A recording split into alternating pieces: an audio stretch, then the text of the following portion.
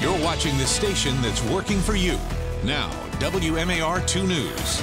I'm Christian Schaefer with your WMAR 2 News update. The bodies of two people who have been out jet skiing overnight in Anne Arundel County have been found. This call went out around 2:30 this morning after witnesses heard a collision on the South River in Edgewater. This is a little bit west of the Route 2 bridge there in Anne Arundel County. When crews arrived, they found a badly damaged jet ski. A few hours later, they found the bodies of those two people who had been on the jet ski, a man and a woman. They've not been identified, but investigators believe that jet ski crashed into a pylon in the middle of the South River. They say the man and the woman were not wearing life vests. This is now 6 water-related deaths in Anne Arundel County just since Saturday.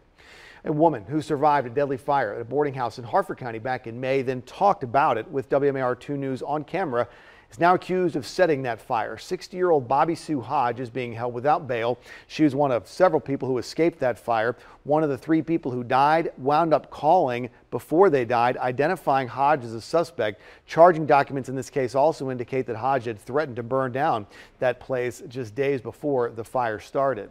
2 people face more than 50 counts of animal cruelty each after investigators in Howard County, they say they left dozens of animals in their care in filthy conditions. Scott Pascucci and Julie Mazurkowitz of Columbia oversaw the operations at the Animal Welfare Society in Columbia.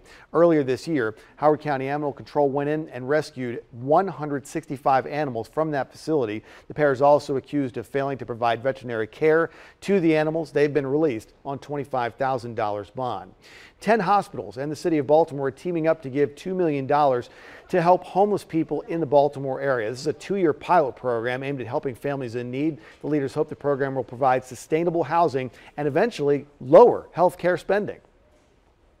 As a result, Baltimore is moving forward with 200 supportive housing slots, meaning that vulnerable individuals and their families will receive much needed houses and wraparound services. Those of us who represent the healthcare institutions of Baltimore have long understood the critical role that the issues such as homelessness and housing insecurity play in the health of our communities.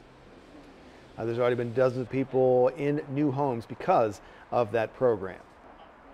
And now from WMAR 2 News, Maryland's most accurate forecast.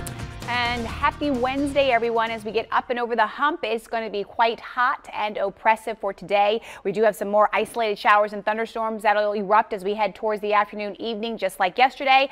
And the heat wave is holding tough. We also do have a code orange once again for today. So children, elderly, if you have asthma, if you have other lung disease, if you have heart disease, you do need to limit your exposure to the outdoors once again for today. The muggy meter, it is up there for today. Quite oppressive with those dew points in the 70s, just miserable, very soupy. The futurecast picking up on some of those thunderstorms as we go into the afternoon once again, and some of those thunderstorms could be on the strongest severe side. The biggest threat will be the wind as we go through the rest of today. If you're going to go to the pool, make sure you do have that plan to seek shelter, because if thunder roars, you need to go indoors. That high temperature is coming in right around 95, but with the humidity, we will feel like the triple digits once again for today. Here's a 7-day forecast as we stay in the 90s right until Saturday, and we also keep the thunderstorm chances in right into Sunday. Over to you.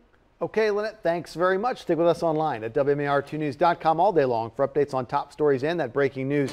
And for news and weather on the go, download the WMAR 2 News apps in the App Store. It's got live radar, which you might need this week, and you can set up breaking news alerts to come straight to your phone. Thanks for watching. I'm Christian Schaefer.